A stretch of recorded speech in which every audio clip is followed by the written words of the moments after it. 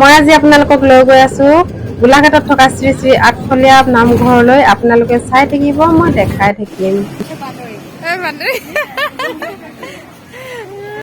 বৰ্তমান ভাদ মাহ চলি আছে আৰু আমাৰ অসমীয়া ৰাইজ সকলোৱে এই ভাদ মাহটোক পবিত্ৰ মাহ হিচাপত জ্ঞান কৰে আৰু এই পবিত্ৰ মাহতেই আঠখেলীয়া নামঘৰলৈ হাজাৰ হাজাৰ সেৱকীয়ে সেৱা লবলৈ আহে আৰু এই প্ৰাকক্ষণতে ময়ো এবাৰ এই নামঘৰলৈ আহি সেৱা এভাগ লৈ যাওঁ বুলি পেলাই প্ৰয়াস কৰিলো আৰু মোৰ লগতে আপোনালোককো অলপ দেখাম আৰু জনাম বুলি চেষ্টা কৰিছো। আপোনালোকে চাই থাকিব।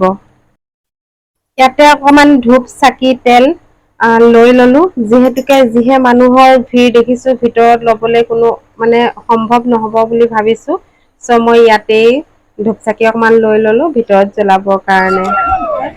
মোক দেখি নিশ্চয় আপোনালোকে গম পাইছে কিমান কষ্ট হৈছে। আমি এতিয়া আহি আছো, ৰ'দ একদম সাংঘাতিক ৰ'দ, আজি বহুত ৰ'দ।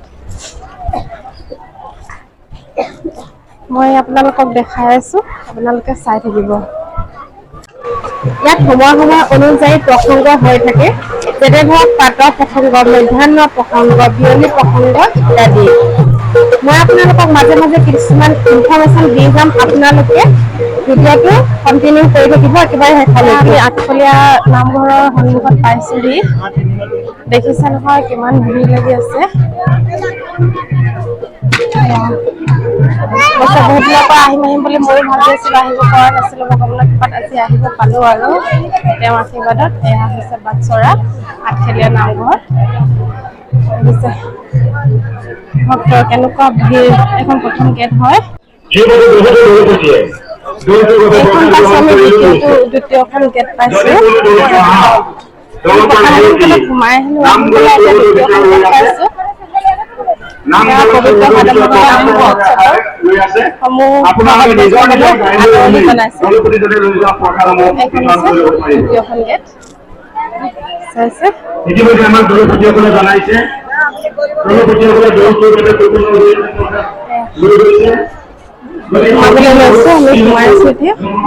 কৰিবলৈ সোমাই যাম বলক, দেখিমে ভিতৰত যে চাকি জ্বলাই আছে চাগে, তাতে দি সোমাই দিম বলক। প্ৰসাদ দিয়া স্থান, শৰাই দ্ৰব্য বস্তু জমা দিয়া স্থান। ইয়াতে জ্বলাব দিছে না, মন্দিৰৰ ভিতৰতো সোমাব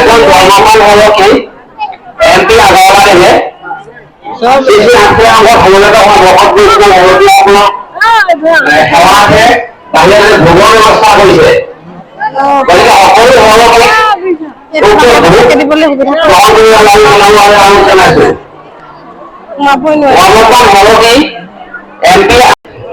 এই শ্ৰী শ্ৰী আঠখলীয়া নামঘৰটো অসমৰ গোলাঘাট জিলাৰ বচা গাঁৱত অৱস্থিত। আচলতে আহোম ৰজা গদাপাণিয়ে এই নামঘৰটো বনোৱাইছিল বুলি শুনা পোৱা যায়। এতিয়া ইয়াতে আপোনালোকক মই অকমান ভিতৰৰ ফালে দেখাবলৈ চেষ্টা কৰিছো, কিন্তু ভক্তৰ ভিৰৰ কাৰণে, সেৱকীৰ ভিৰৰ কাৰণে একদম দেখাব পৰা হোৱা নাই। আপোনালোকে চাই থাকিব। ইয়াত আছে এটা পুখুৰী ওচৰতে, মন্দিৰৰ কাষতে এটা পুখুৰী আছে। বেছি ডাঙৰ নহয় অৱশ্যে পুখুৰীটো, পকাই বেয়া, ভালে লাগিছে চাবলৈ চেনেৰীটো।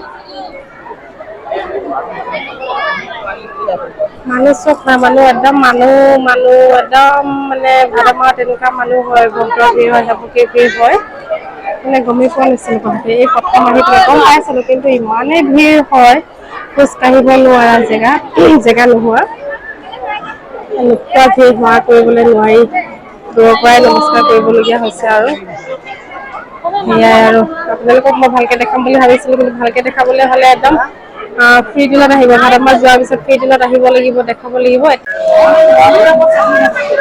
কিবা কব নেকি কওক? ভাল লাগিছে ন? বহুত ভিৰ, সঁচাকে আকৌ বহুত ভিৰ। এইবাৰ লগ নেৰো দেই, হেৰাব লাগিব নহলে। হয় নাই? নিৰুপাদাৰ এইফালে ঘূৰি হেৰালে হৈছে আৰু। সোমাই লেফ্ট চাইডৰ চিনেৰী হয় এইটো, চাওকচোন কিমান ভাল লাগিছে চাবলৈ। এই চিনেৰীটো একদম সৌন্দৰ্য চক না, কিমান ধুনীয়া লাগিছে। অকনমান এতিয়া আমি ৰখি দিয়াৰ কাৰণে মানে ভিৰটো কমিছে, আমি চাইডলৈ আহি গৈছো, আপোনালোকক দেখাবলৈ চেষ্টা কৰিছো।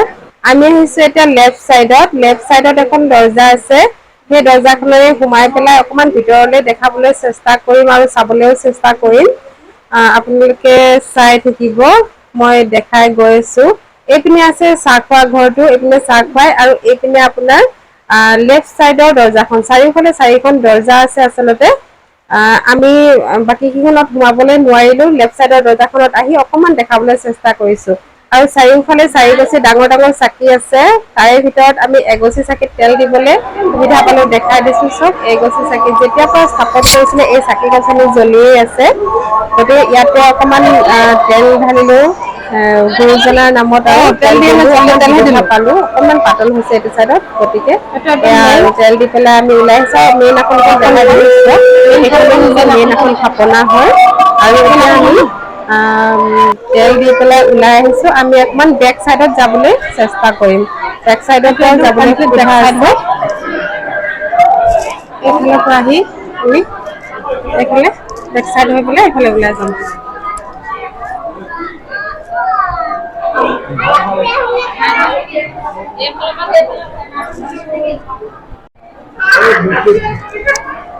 এখন একদম কমপ্লিট বেক চাইডত মানে আসনৰ বেক চাইডটো হয় যিখন থাপনা আছে আসন আছে আসনখনৰ বেক চাইড হয় এইপিনৰ পৰা আহি আপোনাৰ এইপিনে ওলাই যাব লাগিব দেখিছে নহয় আমি এইফালৰ পৰা আহিলো আহি পেলাই আমি চিধা এইপিনে ওলাই গৈছো প্ৰসাদৰ পিছত এনে ইয়াত প্ৰসাদ কাটি আছে প্ৰসাদৰ ভঁৰাল হয় আমি সেইটো চাইডে যাবগৈ লাগিব ভিৰ লাগি আছে দেখিছে নহয় সেইটো চাইডে আমি যাবগৈ লাগিব এইপিনে একদম এনেকৈ কৰি ঘূৰি আহি পেলাই এইপিনে যাব লাগিব তাতহে প্ৰসাদ ল'বলৈ কৈছে তাত গ'ল প্ৰসাদ ল'ব